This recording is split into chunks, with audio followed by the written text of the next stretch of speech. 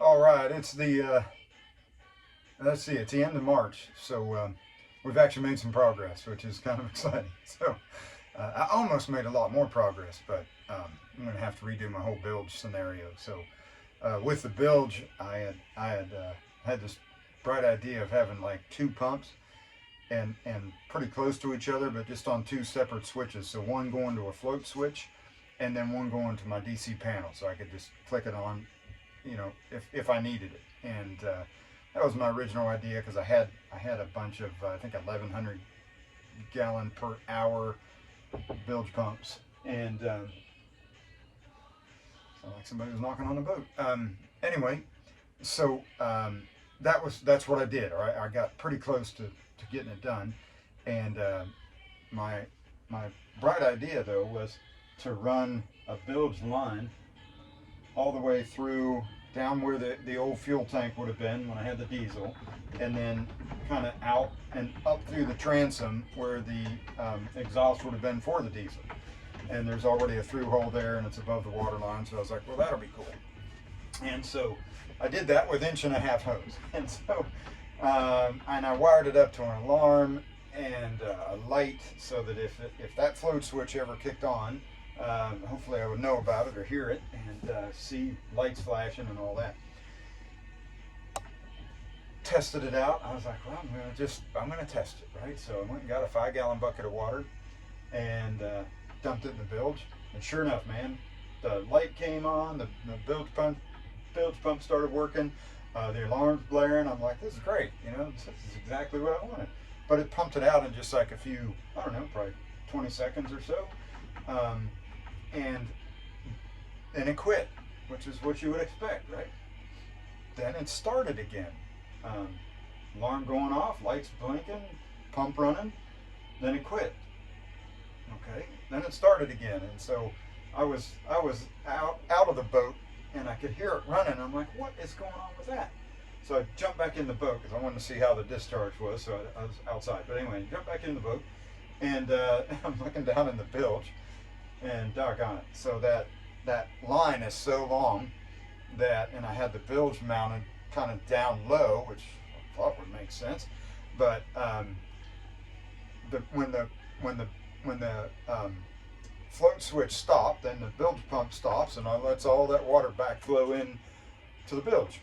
Then the float switch activates and the pump goes and out the water goes, or part way. It just probably goes to the end of the hose now, and then it just perpetual motion, flowing into the bilge, getting pumped, flowing into the bilge. So it would just run your battery down.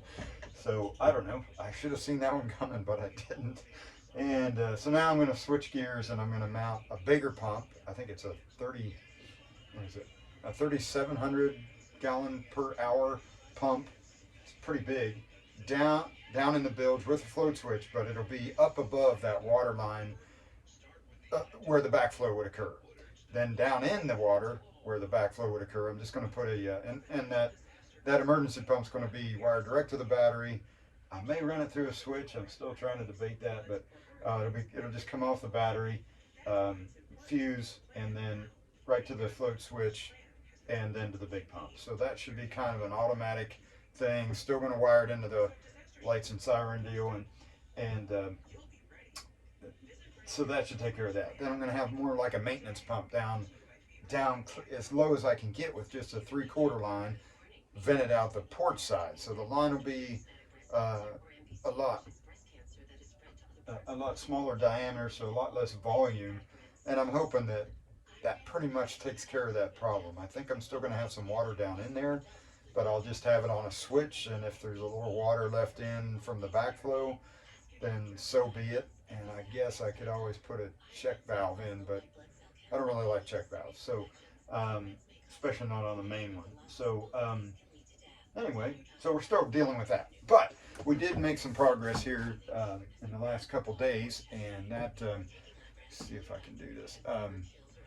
So with our composting head